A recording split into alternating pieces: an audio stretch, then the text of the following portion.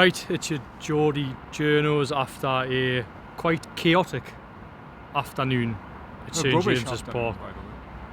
Well, it was a disastrous afternoon on so many different levels for so many different reasons, which we'll try and digest in this video. But there's so much to get through, particularly in that last 10 minutes of normal time. Yeah. Because Newcastle United's season changed. Yes. It felt that way. Anyway. It felt like it. Yeah, it felt like it switched. Because go straight into it. We'll assess the game first. Okay. Well, as I'm sure you'll all know, Newcastle United lost in the FA Cup 5th round match against Brighton and Hove Albion after extra time 2-1. They led the game through Alexander Isak. Thought they'd won the game even in stoppage time. They ultimately lose the game, and it's more damaging than that. They've not just exited the cup competition, they've also severely impacted their chances. Maybe not severely, they have definitely negatively impacted their chances of winning the Carabao Cup in the process. Yeah. And it's important not to overreact, and I'm sure some fans will be writing this Carabao Cup final off, but yeah, Anthony Gordon's red card, a player who has historically played very well against Liverpool for Newcastle, it's a huge blow for Newcastle.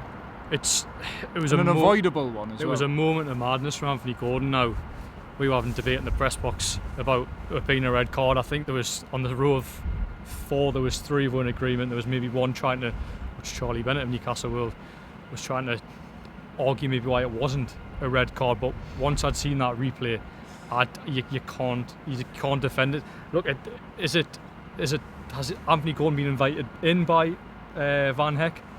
Possibly. But in that situation, when referees just blew for offside, that's what makes it worse for me. You're chasing a man when it doesn't matter. And Anthony Gordon, and you can see on the replay, there's intent in his face, and it's essentially a push, isn't it? Yeah, but it's like with force. And it's flung the defender to ground. The only defence I have in Anthony Gordon's case is he maybe doesn't realise he's pushing him in the head, because it's like that, and then Van Hecke does duck. So that's the only thing I'll say in Anthony Gordon's defence. But you just can't do that. It's stupid. It's like Fabian Schär at the start of the season. Look, that was a very soft red card, but you can't go in with your head. Anthony Gordon, the ball is not even in play. The flag is up for offside. You've got probably 5 minutes of the game left in terms of normal time, and a Carabao Cup final on the horizon. To do that is one of the stupidest things I've seen in recent years at St James's. It's just potentially so costly, and I would say it was going to be costly in that Brighton game until the referee ended up evening up about 5 minutes later when Tariq Lamptey went off with a second yellow. But yeah, the wider context of not having one of your star players available for your biggest game of the season is just, it's mental to be in this situation again, because it's deja vu, isn't it, to what happened under the same referee, by the way. Yes. Anthony Taylor, when Nick Pope was sent off. Both red cards, by the way. I pointed that out and people went, no, neither were red cards, Anthony Taylor biased or whatever. Both were red cards, both were the correct decision in my opinion. And yeah, it's just...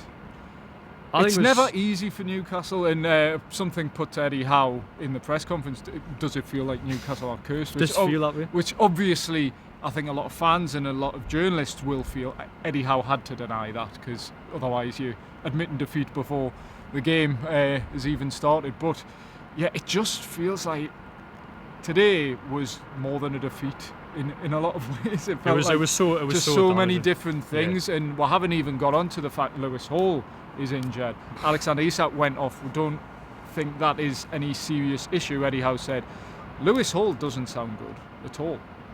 Yeah, missed today, because initially thought I'd be rested, and then we got the word back that it's an ankle problem, and then Eddie Howe confirmed these press comments after that he's been for a scan. Now he's going to see a specialist. And if that's involved, that's a big worry. So yeah, Newcastle, the toughest day in Newcastle's season, because in terms of the result, they've exited the competition where if they got the next round, they'd be one game away from Wembley again. I say with cup draws, Newcastle don't always get favourable ones, but with the teams left, you could have got a favourable one. Yeah. And then you keep the season going in that respect in terms of FA Cup, and then you've got the Carabao Cup on the horizon. Now you're potentially without Anthony Gordon, or unless it's appealed, which Eddie Howe suggested they might, but I just don't see how that would get overturned. No. Not after, if you're using Fabian Schär as a I case thought they had study. more grounds Yes. to successfully appeal Fabian Schär's red card. They did appeal it unsuccessfully, so I don't see how that Anthony Gordon red card gets overturned. So he's out the final. Yes. And then that left side where Lewis Hall had been so influential, a week ago he essentially got 3 assists. I'm going to keep saying that, but a big part in all 3 goals. On Wednesday he's essentially done a fantastic job defensively against Mo Salah, and then he's a major doubt for the final, because when a specialist is involved, it's not good news. So it's the defeat today is disappointing in the respect in terms of the FA Cup and being out of it, but it's even more damaging for a game that they've got in 2 weeks' time. Yes. All I'll say, as much as we're disappointed, and it does feel disappointing and everything like that, we can't lose our heads too much over a game that hasn't happened yet. Yeah, no, 100%. There's still a good chance Newcastle can compete in that game, and we'll see what happens. It's just so frustrating to see history repeat itself. A red card, a stupid red card, the build up to the Carabao Cup final in Newcastle without a very important player, and it's just what it does mentally to the squad as well. But look, it's one position where Newcastle now have a few options. Are they better than Anthony Gordon? No, but we've got Harvey Barnes back, Joe Linton back today, starting for the first time in a while. So those are 2 options you can play on the left wing potentially. There's obviously Alexander Isak is a player who can play on the left wing, and then you could go Callum Wilson through the middle. I don't know, but it's not ideal by any means. I think if you're going to look that way, they've got bodies to cover. Yeah. I think you go back to a very organised structure with Joe Linton on the left hand side. So I think he's proved he's more than capable of being left forward. It's not the disaster Nick Pope was, where you're all going to third choice. Yeah. Look, Anthony Gordon was an important player, or still is an important player for Newcastle, and no doubt a big blow. But there's at least options. I'm not saying they're better options by any means, but it's not. I don't think it's as big a blow as losing Nick Pope was. It doesn't feel like as big a blow, even though it's still so raw. No, you're right, because as I say, you've named the bodies there that they've got to cover, but just in terms of a player that has been the talisman alongside Alexander Isak for the last 18 months, to not have him going into your biggest game of the season is just, what do you call it? It's a very defeative attitude from us, but it just feels like typical. It was so avoidable, which is just such a frustrating thing. Anthony Gordon will be feeling awful tonight, because I don't think in that moment he would have been thinking about the Carabao Cup final. I don't think it's till he got back in the dressing room and he was told about it. And I think he'll be a devastated boy tonight. I think Eddie Howe afterward tried to argue that there wasn't malice in it. He hadn't seen it back, but he says the type of player he is. It wasn't malice. Look, maybe it wasn't, but it was just to put yourself in that situation and do something as silly as that when the ball's not even in play. You're not chasing anything. You're chasing a dead ball. Yeah, he couldn't have been aware the flag was up. You think? That's all I can say, because there's no way you chase that ball in the manner he did and then do that. I don't know if it was a sign of frustration as well, because I think Anthony Gordon, I think he was okay in the first half. He was lively. He was lively, but then I think in the second half he sort of tailed off alongside many other players. That's just not me criticising Anthony Gordon. I don't know if that was that sign of frustration where you're tussling with a player and it's a chance to, out of frustration, just put one on them. And so a lot of players do that. It doesn't equal in red cards, but it was quite obvious what Anthony Gordon had done. If that's into Van Heck's back, it's possibly a yellow. Yeah. It's not a red. It's it going into his head. And maybe because he's tossed about, maybe he has just a reaction just to put your hands out, and maybe he's caught him in a place like he didn't mean to. Yeah. But as I say, once you put yourself in that position, then you're in trouble. And I just don't see how the ban's going to be overturned. No. I think that's just an acceptance now that they're just going to have to be without him. Yeah. The game itself just descended into chaos late on, because I thought actually for about 60-70 minutes it was a very good contest between two decent sides. It wasn't perfect at times. It was a sloppy game, wasn't it? Yeah, but I thought it got really, really sloppy, and then also physical, and the crowd got into the game a bit more as well with the decisions being made. And yeah, I thought extra time and sort of the final 15 minutes were just chaotic. And we thought Newcastle had won it with Fabian Schär semi-automated offside technology introduced. It wasn't quick, was it? Introduced today, not quick, but then also rules out 2 Newcastle goals correctly based on the replays, but frustratingly as well, because I thought Newcastle actually started the game well, deserved to go in front through Alexander Isak's penalty. Yankuba Minte on his return, a man very much involved in proceedings, giving away the penalty for Valentino Livramento, who actually at left back, struggled with cramp towards the end, but starting the game at left back for about 60 minutes I thought was good in that position and, heavily involved. Won the penalty, great penalty from Alexander Isak, complete opposite to his last penalty, which he also scored against Nottingham Forest last weekend. And then Isak, you think, puts Newcastle 2-0 ahead. Great finish, by the way, offside. And then Yankuba Minte, I think Martin Dubravka possibly saves it, but it takes a big nick off Kieran Trippier. I think Trippier's unlucky because he gets there but just isn't quite there. Yeah, just flicks off him and goes in. And then it was fairly sloppy up until the final 10 minutes, and then it just descended to chaos. And from then I'm still trying to process in my head. There was so much that happened. The 2 red cards, the goal as well from Fabian Schär, and then you go into extra time, and I think Newcastle were enjoying their best spell in extra time. Then Brighton went to the other end and scored. Danny Welbeck, that man again. It was at the end when it was some fans in front of the press box calling him back, and Danny Welbeck was giving a bit back, wasn't he? Yes. I was laughing, but I wasn't laughing inside. No, it was just funny to see a player just getting called a Mackham, and he just looked at me like, aye. Yeah. But no, it was a tough one to take at the end, but really tough, because it felt like the game was set for penalties. But if you look at the game, I don't know, did Newcastle deserve to go through? I think it was probably. I don't think either side. It's probably fairly an even game. Yeah.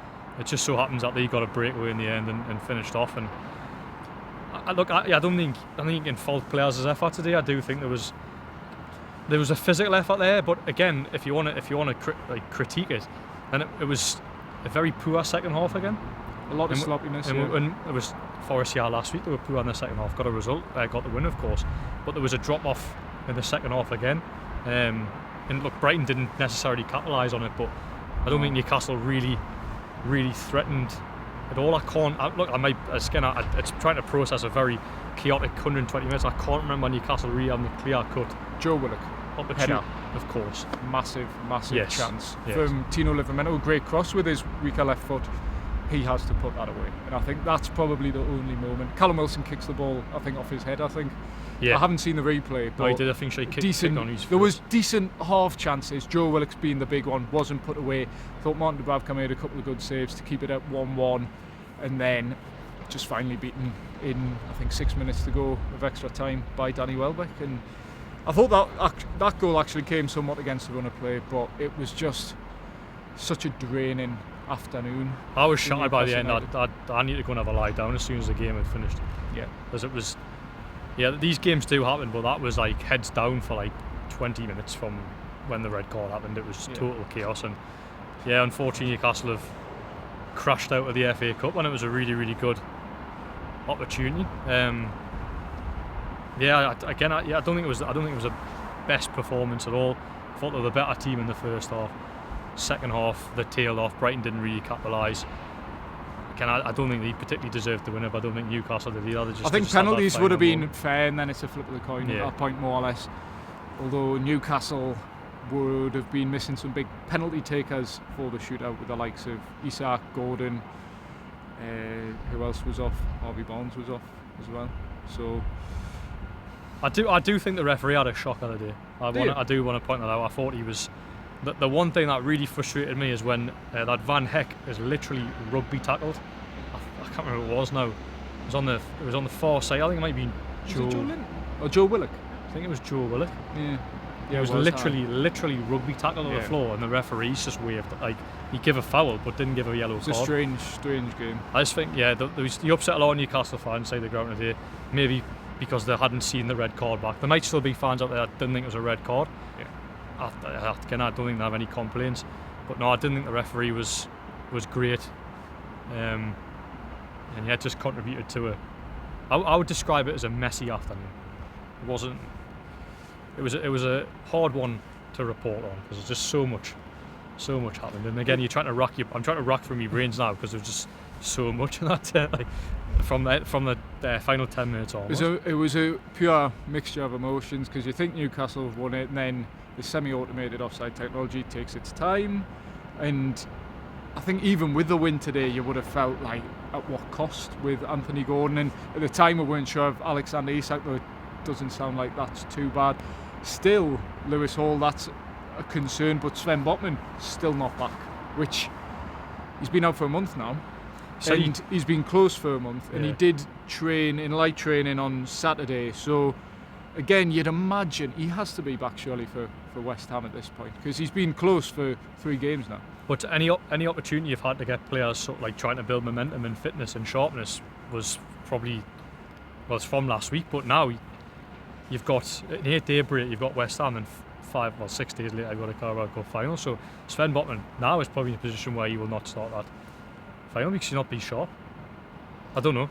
I know they've got the West Ham game, but he came in against Arsenal in the Carabao Cup first leg after just 1 game, I think, and was very good. Yeah. So he's potentially a player who could come back, but again, it's just gambling. In terms of the goalkeeper, what sort of statement do you think Eddie Howe made by starting Martin Dubravka today? Who I'd say, okay, the first goal will be disappointing for him, but the deflection probably takes it past him. The second goal he gets sort of chipped by Danny Welbeck. Otherwise, had a decent game, I thought. Yeah, Eddie Howe was asked about his selection afterwards, and he danced around the question a little bit, but he said, I was just picking a team to win the game. So he didn't really answer the question, which was, did you pick the goalkeeper based on cup rotation, or did you pick a goalkeeper for going forward? And he didn't really answer that, but I think based on what we've seen from the 2 goalkeepers this season, I think Martin Dubravka gets the nod, in my opinion. I think he was probably Newcastle's best performer today. It's not saying much. No, it's not. It's a very low bar, but he probably was Newcastle's best performer. We were debating who was man of the match. Martin Dubravka is certainly a contender, but again, a low bar. I thought Tino Livramento was one of the better players in the first half. Alexander Isak was lively in the first half, but then they dropped off in the second. And yeah, other than that, there wasn't really. Everyone had the moments, but then also had some really sloppy moments as well. It was one of those games. I thought Sandro Tonali did a lot of the dirty work well, then guilty of some quite horrific passes. Lewis Miley was tidy enough, though it didn't really grab the game as you'd would have liked from him on his return to the side. So yeah, I'm struggling it's hard to like talk about individual players, because I think overall we picked up the good ones there. The rest were probably just on par with themselves, of like good moments and really, really bad moments. Fabian Schär scores a goal, but then distribution again today was really, really poor. But there wasn't many good performances. It was I don't know. It wasn't a nice game. It was a bit of a battle. I don't know if it was a battle. It was a really sloppy game. I thought low on quality. It was definitely low on quality in the second half from both teams. Both teams were sloppy. Both teams sort of huffed and puffed, put a lot of physical effort in, and then it just descended into chaos, as we've said, towards the end. And yeah, it's hard to know where Newcastle go from here. But obviously, 8 days' time, West Ham on the Monday night, and that's basically the last chance Newcastle have to get something to grasp onto and get the team confident ahead of a huge game in the Carabao Cup final, because their form basically since confirming their place in the final has been very suspect. Well, Eddie Howe was asked after the game again today about the sort of the dip off, and he mentioned the Carabao Cup final, and he said he didn't know if it was creeping into players' mind. He said it shouldn't. He doesn't think it has, but 2 years on from the last final, surely you would learn from that time. There's no point. You can't just turn off a switch, I guess. Yeah, I suppose maybe like we're guilty of it, where it's like, oh, absolutely, where we talk about it. We talk everything is framed, and maybe we're guilty of that. But mind. I think as professionals, you should have some ability to shut that out. It's easier said than done, of course, in the world of social media. But I mean, it is. Yeah, it's all gearing up to that now, isn't it? And it hasn't been pretty heading into it, which, you know, when the situation 2 years ago, when they were having a really good season then, and they tailed off around the Carabao Cup final and turned off and got beat off a half-baked Man United. Liverpool won't be half-baked. No. You just hope they have some disasters of their own. Not wishing ill on any club, but they've got a few games to play before then, an important Champions League. They won't even be thinking about it. That's the level. Like. Well, we know that because when you're speaking to Liverpool, as we said in our previous post-match video at Anfield, you're speaking to them about the Carabao Cup final and no, PSG's our big game coming up. Like, it's not even in their heads now. It won't be in their heads until after the second leg against PSG. It's like, oh yeah, cup final. Us, it's been a month of, wow, it's Carabao Cup final, 4 games time, 5 games time, 6 games. It's just the nature of 70-year trophy droughts, isn't it? And this is another competition today. Newcastle had a chance to win, a good chance, I think. If they won 100%. Today, they would have been second favourites behind Manchester City. Man City and Villa was the 2. Yeah. And then the holders Manchester United as well, of course. Yeah. Well, keep forgetting about them. Well, actually, they're playing right now, so yeah. We'll we don't know who's gone through that. But yeah, it was very, very favourable. I mean, you've seen teams like Preston and stuff going through yesterday in an old Championship affair. I mean, Bournemouth in there, I wouldn't have fancied them really, given Eddie Howe's record against Bournemouth away would have been a disaster. But there were on paper there were teams in there where Newcastle, as you said, would be one of the quarter-final. You're one game away from Wembley. You could get a team, unless it's Man City away. You could get any other team. You'd probably half fancy your chances. The cup would have been like the 2 cups would have been a nice, like, not saving grace, but a nice bonus to the season, because cup final, and you've got a game to get to Wembley again for a semi-final. Yeah. But now, just like after this Carabao Cup final, whatever happens in that Carabao Cup final, it's like league, and have Newcastle United got enough to go and qualify for the top 4 or top 5 based on Champions League or UEFA coefficient, whatever it is. I don't know. It's I just think the mood of the season probably rests on that final as well. Yeah, we are talking about the final again. Yeah. Well, it's very much on the horizon now. 2 weeks' time, we will know, or be close to knowing the result, which is a horrible thought. And by the next time we're here at St James's Park, we will know the result, because it's quite a while till our next game here, home game anyway. And yeah, it's not quite. It's important to contextualise things. It's not quite the wheels have come off in Newcastle season. No, it's not at all. It's a wobble, and a not ideal wobble before such a big game, but they've still got every chance. I just prayed it wouldn't happen again. Yeah. But you're literally heading in the cup final the same. It's a roll of the eyes in it. Why? Yeah. That rather than a, oh my God, like, write it off, call it off now. Don't do that. But yeah, it was just silliness from Anthony.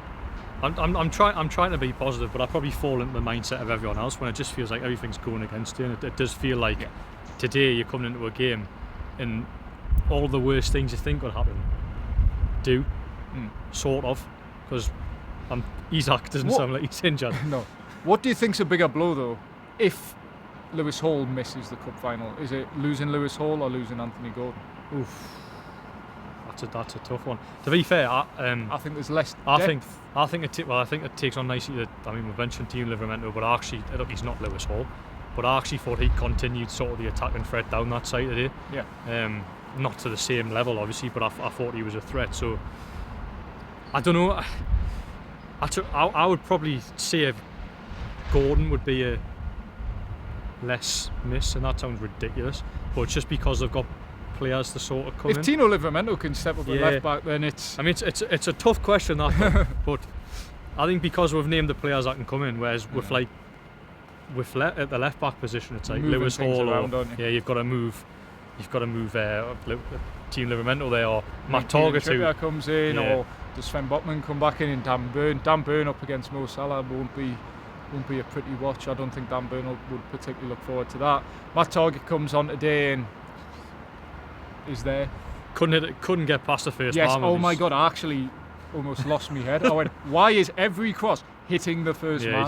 You're Matt Targett, I've seen you deliver and provide consistency. He's a good technical footballer. Eddie Howe always reminds us of that when we're asking about Matt Targett. couldn't beat the first man today. It was ridiculous. I think probably nearly half a dozen crosses probably didn't beat the first man. No, you're right. Yeah.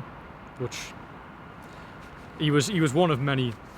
I say it just wasn't. It wasn't a good performance. It wasn't an enjoyable afternoon. It wasn't a disastrous performance, but the incidents that happened were disastrous. They've essentially played 120 minutes of football and gotten out for it, and that's the hard thing to take, if you like. Well, yeah. We were saying, well, Bruno's been rested. He needed a rest. He still played 70 minutes of football today. Yeah, so he tries to rotate, and then they'll all come on after play a full half an hour. Silly. Aye, it is what it is. Nice little break now. Hopefully they can pick themselves up, because say it's a mental aspect now, isn't it? It's a mental battle where you know you're not quite in form. You've got your biggest game of the season, which I keep calling it, coming up. So I think the next 7 days, Eddie Howe will have to get the spirits up again. Yeah. Because that would have took a lot of the day. I mean, you mentioned earlier about a lot of little knocks. Team Livermento pulling up with cramp, he said in the end. Kieran Trippier comes off, Isak comes off, and there'll be all that tired bodies in there. So rest up. West Ham, there's an opportunity. If you win that, you give yourself a bit of confidence. Yeah. If you don't, then we'll be doing a similar video. Yeah, it will be. Where you're talking about the cup final and Newcastle not being in form. It just all feels very Newcastle United. Yes. And it's they're cursed. I don't know. We'll only know if they're cursed in 2 weeks' time. Yeah, we will. Yeah, maybe the curse will be lifted. I'm not writing them off. I'm not writing them off for the Carabao Cup final, but they make things so hard for themselves. Yes, it's never easy. If Newcastle do it, they'll never do it the easy way. It'll never just be a walk in the park. No. Not like your Liverpools or your Man Cities or whatever. They won't do it easy, and hopefully they will do it at some point, whether it's this month or some point in the future. But on that note, we'll have a word from our sponsors. Here they are. Comply IT Limited. Worrying about disposing of your old IT equipment? Don't be.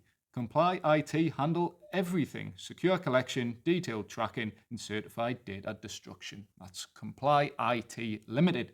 We've also got Mitigate. Mitigate enhances workplace mental health, helping businesses stay compliant, reduce absences, and unlock higher productivity, creating healthier, happier teams. And of course, our OG sponsors, Four Rivers Financial Planning. Four Rivers Financial Planning offer holistic financial advice for all stages of life, ensuring your plan remains robust and adaptable in the ever-changing world we live in. So yeah, those were our 3 sponsors. Links in the description below, as well as the Geordie Journo shop if you want any merchandise for Wembley. Sport some Geordie Journos t-shirts, hoodies on Wembley Way if you're that way inclined. I'm sure our mums will probably be up for the Carabao Cup final in that way. Yep. But yeah, it'll be a while till we're next at St James's Park actually. So as I've mentioned earlier in the video, and St James's Park, an interesting subject at the moment, obviously the future of it, whether Newcastle will move, and a hotly debated topic on social media that I just want to mention before we wrap up.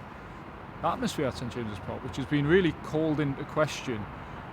I saw a couple of high profile accounts say it was one of the worst atmospheres ever at St James's Park today. I might be in a minority here, and I don't know your opinion on this. I didn't feel that at all. No. Even in the first half, where it was a bit back and forth, and it wasn't a great game necessarily. I thought it was okay. It was a Brighton at home atmosphere on a Sunday afternoon. That's what it felt like. Early kickoff. It was nothing that surprised me about the atmosphere today. And then it got hot later on that's just the way a crowd naturally works. Is you've got to give the crowd something. There's about 1,000 Brighton fans today. There wasn't a lot of back and forth really as well. So I think there's a lot of mitigating factors. I thought the crowd, personally, the atmosphere, I think people are very quick to jump on the atmosphere and say it's bad, but it's because one person said it and then everyone else is following about the crowd. I think if you want to use an example about crowds, you go back to Liverpool on Wednesday. They're sitting top of the Premier League. That wasn't an electric atmosphere at Liverpool on Wednesday. Because the game promote an electric atmosphere. Really, I think there was an attempt there. Like it's like at the start when you've got the big surfer flag and the Gallagher. I don't think it was that bad. I don't understand the clamour at the minute for but the crowds make an atmosphere. Yeah, like it's that you can't just do that. But really. it's been like that since the start of the year. There's like a constant spotlight on like how much noise is made or who's making the most noise and stuff. I don't get it. Does the atmosphere have to be better? Yes, probably. Do we want an atmosphere that is always electric? Of course you do. But that rarely happens. It doesn't happen anywhere in the country. I think you go to European grounds, that probably does happen there because you've got people that are literally banging drums. Not even watching the game. Not even just watching like, the game. I'm a hype man, yeah. I don't understand the spotlight on the atmosphere at the moment. Has it been fantastic all season? No. Is there room for improvement? Yes, absolutely. But I just think a crowd is natural. It just comes naturally. It thrives off moments. Yeah. Arsenal, you've got the chance to go to Wembley. Today it was when Anthony Gordon was sent off. It was like 10v11 for whatever, and then it goes extra time. I don't think it was that bad. I think the atmosphere reflects Newcastle's performances, really. Since the turn of the year, Newcastle performances at St James's Park have been average at best. The atmosphere hasn't been great, but I don't think it's been a disaster. I think it's merely reflected what's happened on the pitch, and it's a symbiotic relationship. It goes back and forth. So I think the atmosphere is not something that needs to be highlighted. It's just a product of what's happening on the pitch. 100%, totally agree. So yeah, if anyone disagrees over the crowd situation, obviously we are in the press box, so we're right in the middle of it, but we're not in the trenches, if you like, cheering the lads on ourselves. So if you're wherever you're based, whether you're in the East Stand, the Milburn, the Leazes or the Gallagher, let us know. Let us know what you think about the atmosphere at the moment and what Newcastle or whether Newcastle need to address it. Because personally, I don't think they do. I think they need to address what happens on the pitch, and naturally, the atmosphere will follow. But 100%. That's just our take. No, I totally agree. Neutral-ish spectators in the ground. Yeah, I would say I'm a neutral when it comes to fan noises. Not when Fabian Schär scored. No. Were you okay? No, I was fine. I was fine. Right. Funny enough, when he scored, it didn't feel quite real. There was a colleague next to me who will remain unnamed who definitely cheered that goal. Well, I tell you what, the Brighton is it analysts? They upset the Newcastle fans because they upset me as well. Did they? Yeah, because I think it's poor press box etiquette. It is to jump around and cheer and bang the perspex like you. But because that's not us being bitter. I would say that to anyone. But I would say, see Graham Jones and analysts sit with us at the press box away grounds. Sat next to him at Arsenal. They don't cheer. Yes. So Brighton analysts, if you're watching, come on, do better. Yes. Right. And on that note, we'll wrap up. If you like what we do, please remember to like, comment, share, subscribe, ring the bell for all your latest Geordie Journos content. I'll be back on Friday. Yeah. Eddie Howe press conference. Yep, I'm in Prague. Nice. Enjoy. Yep. Doing a recce. Yeah. Yes, me and Jordan and several other people are going to Prague in about a month's time. But Jordan's making sure it's nice. Yes, I'm doing the research. Yes. On where to go. So you're the best prepared for when. Thank you. We do land in Prague as a big group of boys. Good. So yeah, no videos from Prague, I doubt. No, but can try. Yeah, I'll be at Eddie Howe's press conference at the Newcastle United Media Centre on Friday, and we'll be discussing a big game. Looking ahead to West Ham United on Monday, and we'll be there once again maybe as a trio. Yeah, we'll see. We'll wait and see. But at least me and Jordan will be there at West Ham at the London Stadium as Newcastle hopefully put things right before the Carabao Cup final. So thanks for watching. We'll see you there.